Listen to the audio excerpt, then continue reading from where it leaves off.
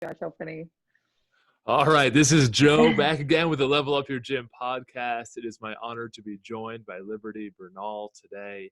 Liberty is an expert in the franchise space, and I first read about her in 2015 in an Entrepreneur magazine article with interview with her, and I reached out, and she was so kind to get on a couple calls and a couple of these types of meetings so I could learn from her. And that back then we just had one location. We're opening up our second. We now have our third of my personal facility because of Liberty's guidance and how to put that quote, franchise your gym, even if you just want it as one facility, to create the systems and the operations necessary. And Liberty, a little bit of the backstory I was about to mention before the computer froze, that if I have it right, that you and your family had started 60 Curves in California. Is that correct? You're kind of correct. We Okay. started when I was fresh out of high school. We had two Curves gyms. We were the first in California, but we actually sold those, and I started my own franchise with the help of my parents at the ripe old age of 20. So we grew our own franchise to 60 Oh, locations, is that and the then it was Liberty Fitness? Liberty Fitness. Yeah, Okay. yeah.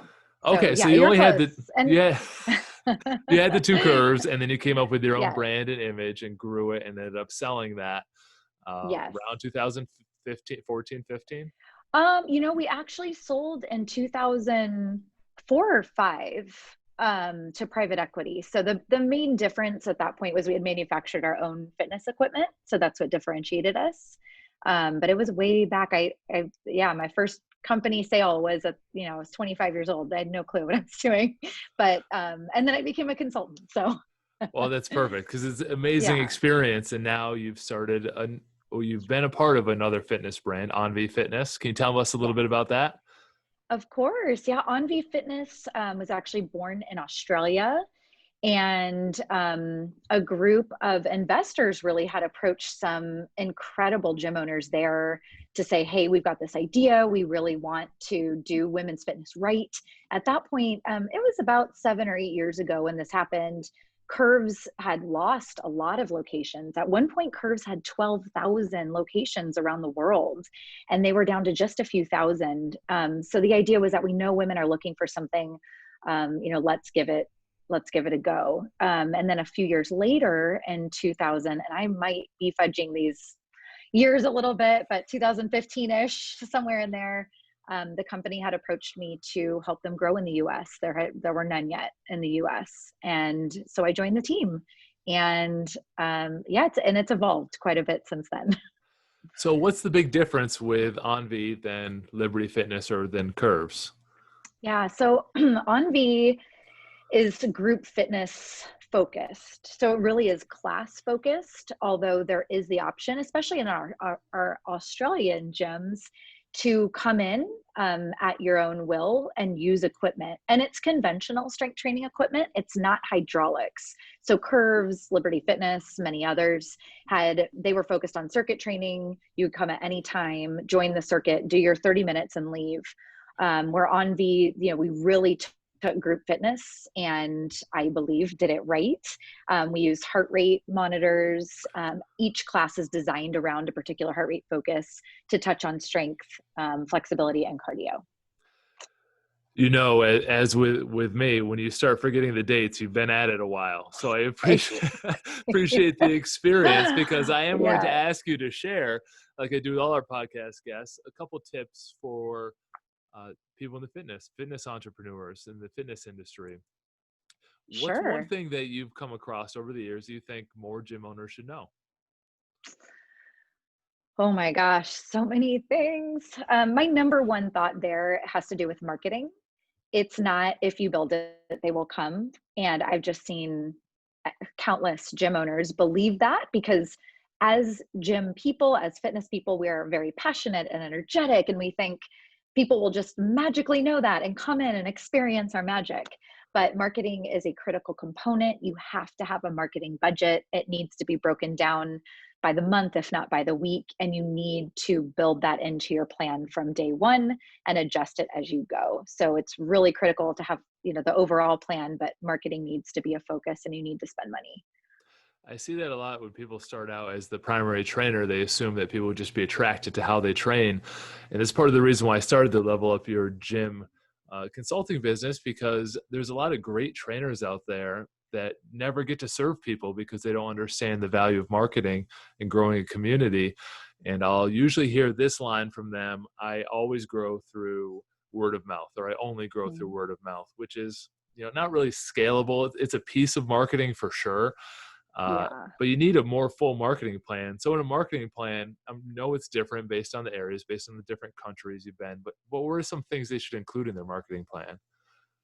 Yeah, it needs to be a mix. I think one of the very first things I learned over 20 years ago in marketing was that repetitive focus is key. And these days, I think, it used to be 7 impressions. I believe it's many more now. And we have social media. So a layering effect from getting people out in the community to spread the word, which I think Orange Theory Fitness is the best example of that. As they opened their locations, they would hire teams of typically college students, but anyone, just casing neighborhoods with information about Orange Theory opening. Things like that mixed with the old school running ads, using social media, both in terms of getting really smart about what hashtags to use and paid advertising. But I think the secondary part to what I've mentioned about marketing is market, market, market, have a plan, but also know that you can't do it all yourself, and know where your weaknesses are, which for most of us fitness folks, our weakness is knowing how to actually execute on those marketing plans. And part of the budget should be toward having people who know what they're doing use your money properly. So I'm going to do a follow-up on the marketing. One more follow-up question before we get to your second point, because this is a question that I had and I see a lot of other gym owners have. If they don't know a lot about marketing, what are some questions or parts of the interview process, or where do they find people? What can they ask? How can they figure out who's a real good marketer and who's just got the smoke and mirrors, couple internet certificates, Mm. and going to hustle you for leads? Yeah. Oh my gosh. I've definitely had my fair share of the hustlers, and I buy into everything they're saying. They know what to say. So references for sure. Someone who has experience in achieving results will have a portfolio of examples and references to call. And I think that's the case with hiring anyone, whether it's an employee or a vendor. You really should follow up on people's references. So I would say, as a quick answer, that would be my probably most easy recommendation is check up on them, and you'll get your answer. Okay, love it. Let's move to the second one. So we talked, you need marketing, and I'm glad you mentioned that because I've done a few of these and we haven't really talked much marketing yet. Your second tip for gym owners, what do you recommend they spend more time on or spend more of their capacity on? I think that it's wonderful to make trainers in a gym celebrity like. I've seen this more recently since Soul Cycle launched, and now a lot of smaller studios are doing the same thing where they're really, they put those trainers and instructors up on a stage and they really focus on them. But what I'm seeing less of is the focus on the members. So my suggestion and what I know works is also making your members your stars. It's important to keep your trainers at the forefront of your mind, and they feel good and they teach great classes, but members need to be the focus, and not just, hey, here's Cheryl, she's awesome, but more of her story, because then other members will relate to her or him. And the whole idea, we kind of have to reverse a little, like, why do we have gyms? What is the purpose? It's to see and feel results. So to continue to tell those stories and make sure members don't get lost in the celebrity of trainers, I think needs to be a focus. Yeah, and I'm even going to add on to that because I do believe that a lot, that this is kind of a Donald Miller story brand thing, but the members are the heroes of the story. You are their assistant, like Yoda to Luke Skywalker, or a Yes. donkey to Shrek. Like, you are the assistant, they are the hero of the story.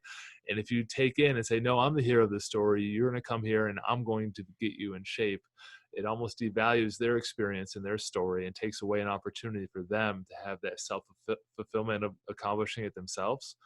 But I'll Yes. also take it a step further and not just highlighting the staff as celebrities, which is important. It's a piece of the puzzle, but also I see gyms that highlight just crazy transformation stories. Like this Yes, person so lost 300 true. pounds, and it's a great story. We have a gentleman, Spencer, who had a traumatic brain injury in a car accident. And he joined the gym because he couldn't walk. And the trainers have worked with him and his physical therapist and his occupational therapist. And now he can walk and he can drive again. Oh, that's That's awesome. a cool story to mention, and it means the world to Spencer, and it's in, like, local authority magazines and things like that. But we're not just going to tell Spencer stories, because how many people can find themselves in that story versus, great Hmm. for Spencer. People do have that reaction and are genuinely appreciative of what he's able to accomplish, because he's an amazing young man. But not many people are going to read that story and then say, you know what, I need to join that gym because I am in a similar situation. You need to tell the Right, stories of people who uh, couldn't stick to a plan and now they've come 20 times. Regardless of that right. result speaks to it. It doesn't have to be weight loss. It doesn't have to be a huge transformation, but something meaningful that can relate to the average person reading your social media or wherever you're putting it out. Absolutely. Even a story of someone who had never run more than a mile who accomplished a 10K, or something more emotionally related. I couldn't get over the death of my parents, but since I joined here, night and day difference. I think those are a lot more meaningful to more people. Although when I think of Spencer, I think, wow, if Spencer could do that, I could lose 5 pounds. So but still, I think it's the mix of all those stories to inspire. And I don't want to take away from the incredible trainers, because I like the shift toward uplifting the trainer stories, but I think there might need to be a little bit not correction either. I really don't want to take away from them, but you know what I mean? Like, we went so 100%. far one way, maybe come back to our members again. I think there's a couple important points in that. I don't want to rant too much, but with the trainers, you do want to highlight them. You do want them to have the job satisfaction, because being a trainer isn't always an easy career. You have to work weird hours. Uh, Yeah. Having that extra compensation of feeling like a superstar, and a lot of them are, um, does provide value to their life. On the flip side, you have to make sure that you're not completely exposed by they're coming because of Joe, or it could be coming because of Liberty, but they're not coming for Envy or coming for Synergy or companies. And if Joe or Liberty happens to move on, then you lose a lot of your membership. And so Mm-hmm. there's a business side to being smart about it, making sure that it's a community and not one person, whether it's you or one of your employees. Correct. Couldn't agree more. Number 3, I liked how the first two related. Get the marketing, the stories, invest in your marketing, Yes. and then a tactical way to invest in your marketing, start telling those stories. Well, what's your third one? So my third, I have not learned until recently, as I turned 40 this year and found that I do more things that I always associated with older people. We even put in So quotes. You didn't want to say it. ah, it's so funny how everything shifts, but in a really, really good way. And things shift because we now have so much experience. But what I did find and have found that I was doing is I was getting stuck in my ways of 20 years. I can't still do what I did for 20 years or 20 years ago. So make sure, you may have achieved incredible results yourself and with your clients and with your friends and all of that, but to constantly be on top of research, read others' ideas and books, and study social media. I've battled a bit with social media this year, only because I found I was on it so much. I actually got brave and I was reading, the stats from my iPhone about how long I was on Instagram, or how long just my screen time is, and then at one point I was like, I need to stop social media. But we all know that's not realistic as a business owner. You have to be on social media. The last month, I have one of my most favorite clients ever because of social media. So you have to do it. However, do not get in those ruts of saying, I know what I've been doing it for 20 years. I've been doing it for 10 years, for 5 years. Break through those barriers, learn new things. You can teach an old dog new tricks. Don't become the old dog, and you'll continue to thrive and grow and learn. Great piece of advice, especially as we get older. I'll put in quotes for you. Ah. We both come from very different backgrounds. You came from the curves field. I came from strongman training of Atlas stones and tire flips. However, our models as we get older and start targeting a similar demographic of that 40, 50, 60-year-old. And majority of our members are now female, and I know Onvi is a female fitness brand. You have to put yourself in their shoes and understand, like, there's a lot more to being that in that age group than being a 20-something-year-old trainer. Yes. And maybe it's scheduling with kids is crazy, and maybe there's some other ways you can reach and communicate to your members to help them be successful, versus just saying, oh, you're skipping sessions, why are you skipping, and coming down on them. I've seen places do that for adults, like they'll suspend members if they don't show up for 2 sessions. I'm like, well, they're adults, like treat Wow. them like Yeah, adults. that's But it comes to circle back to your point that you're going to learn things. Number one, things will change. The fitness yeah. industry is in a whole different place than it was in 1980 and 1990. And if you're still running 80s and 90s models, they're just not as successful right now. So you have to stay on top of it and the trends, and continue learning, like watching this podcast, and keeping it up to date, even on social media. Yes, for sure. Now, those were your 3 things. And usually we stop there, but I'm not going to let you off the hook. I know you're busy at a conference, but I'm going to bend your ear for 5 more minutes. No problem. And because I have a lot of questions from gym owners, and you have the expertise and the kindness in your heart to share your answers with them. And so the first one has to do with operations.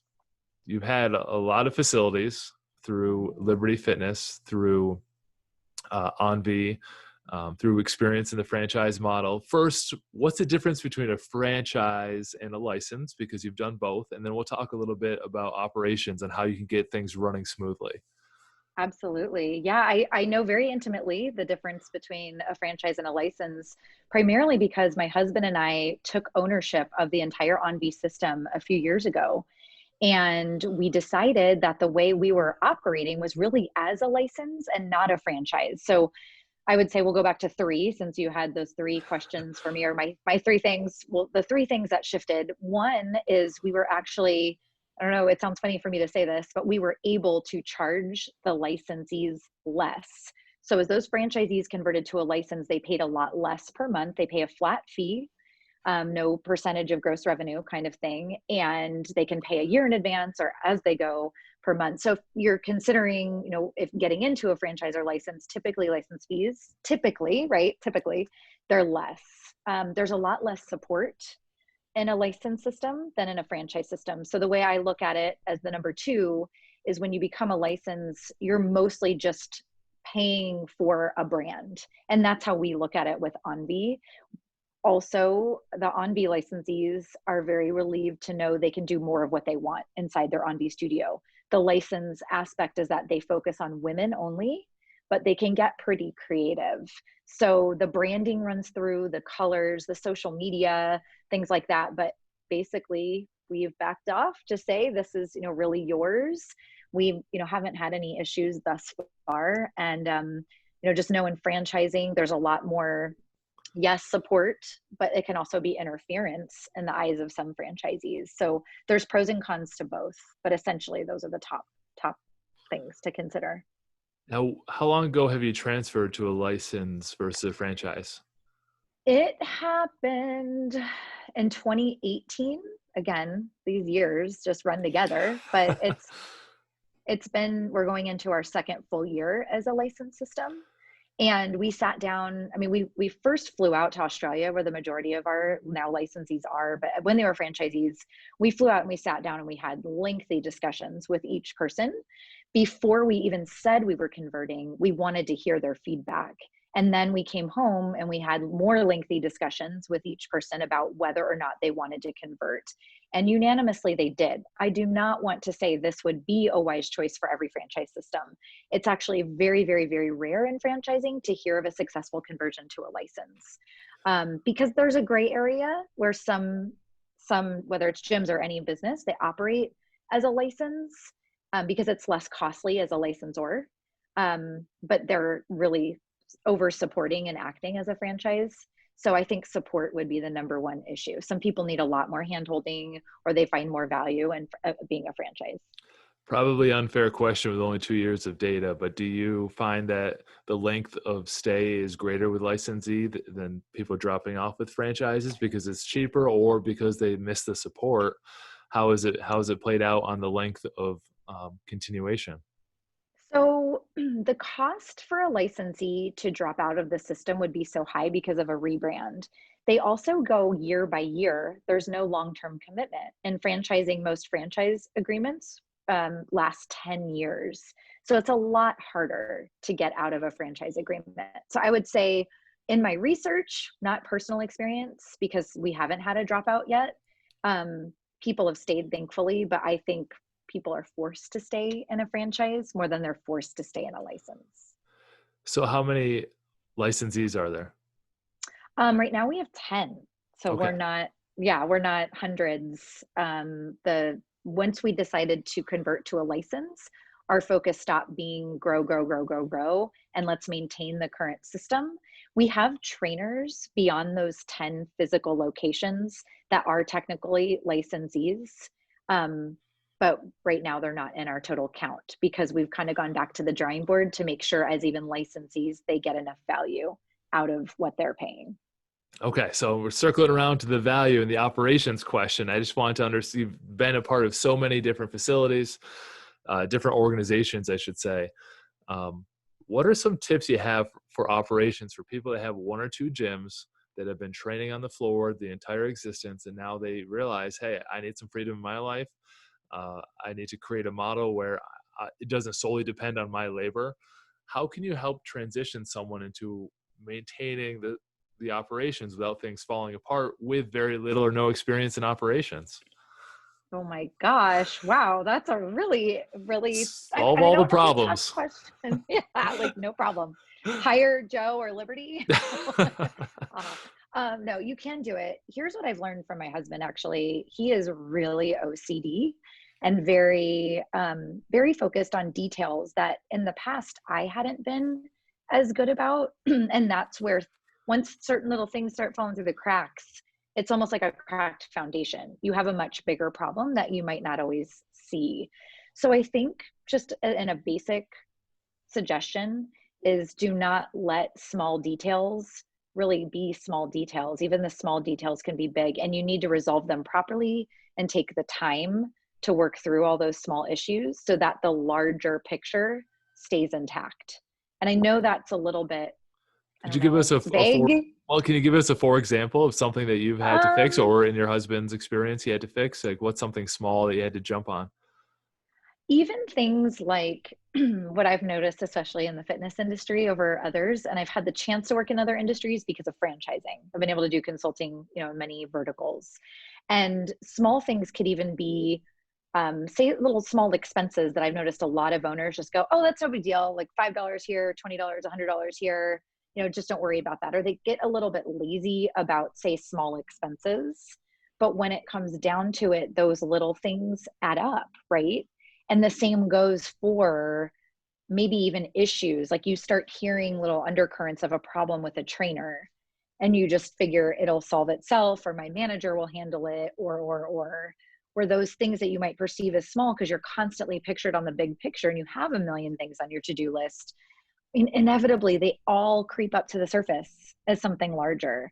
So I would say, just when I give advice, I do not like to use don't and tell you what to do, but don't let those little things, get you in the behind later. That's really my best piece of advice there is the little problems can become big problems. So give them the same amount of time and attention.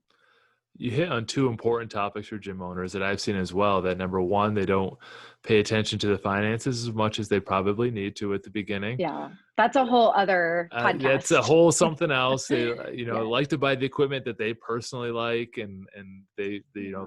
they'll spend and duplicate expenses a lot. They'll have an email distribution and another thing that distributes email, and then a text software, and then they add it all up, and they haven't spent the time to knock down the finances. But that's a separate podcast. But also, the inability to lean into interpersonal issues is very challenging for a new boss. So it helps to kind of just put those words out there to understand that, people who have been at it for a while, you do it with kindness in your heart and you do it in a professional manner, but you can't let things fester just because hope that they'll get better. Exactly. Yeah. The it's the details. And that old saying of the devil's in the details. I mean, it really, really is.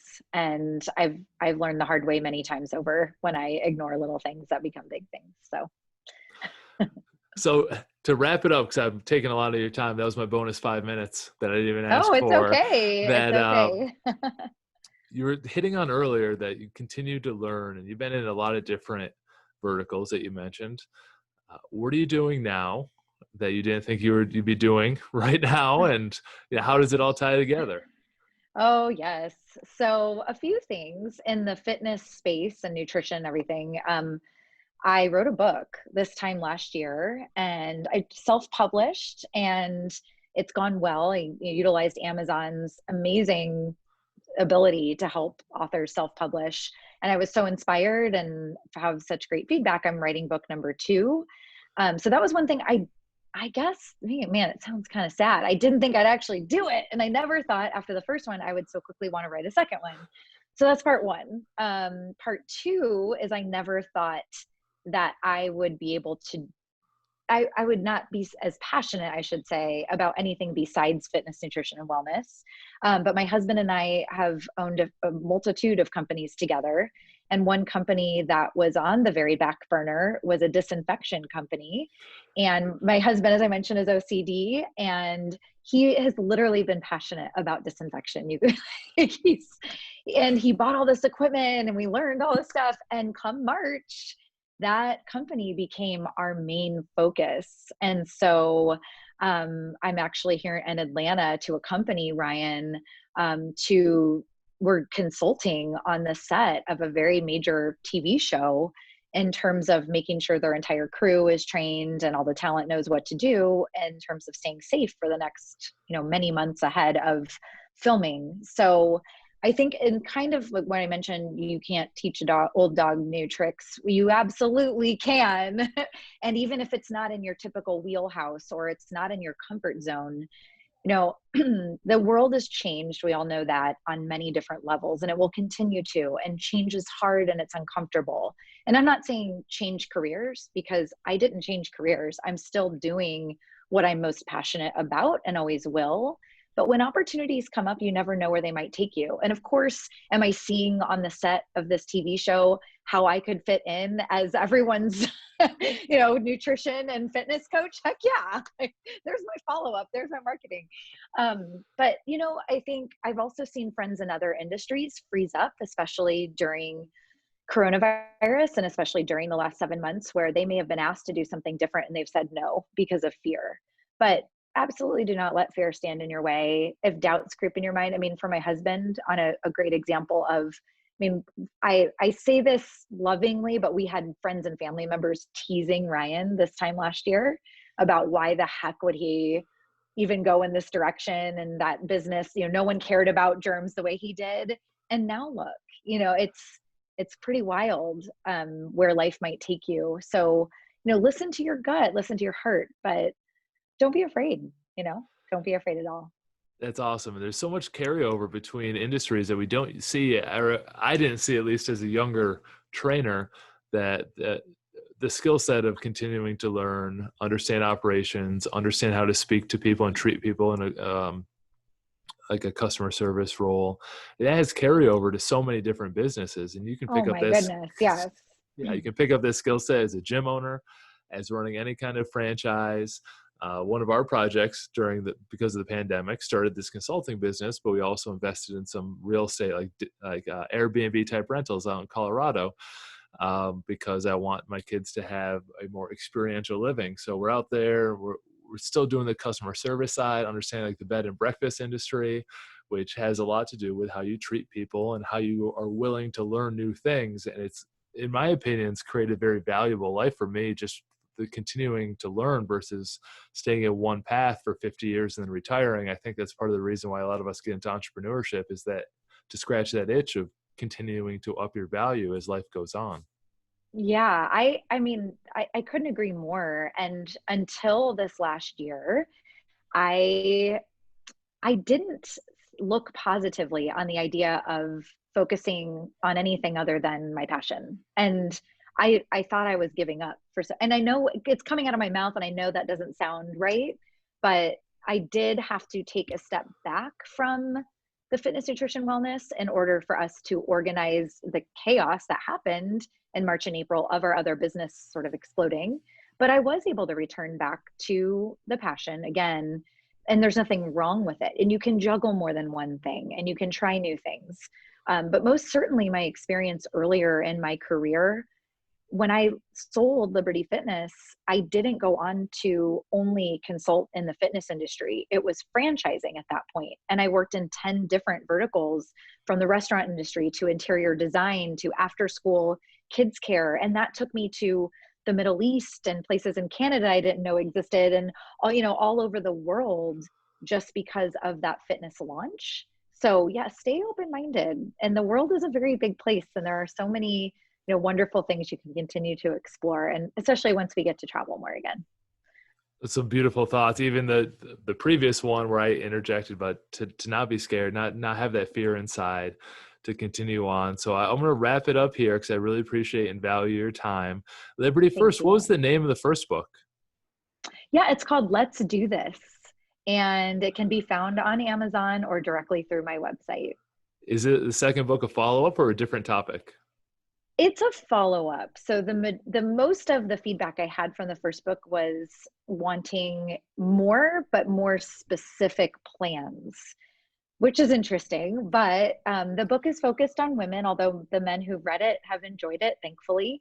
But there's only 4 chapters. It's mindset, fitness, nutrition, wellness, with mindset being the first chapter because we have to get that down first.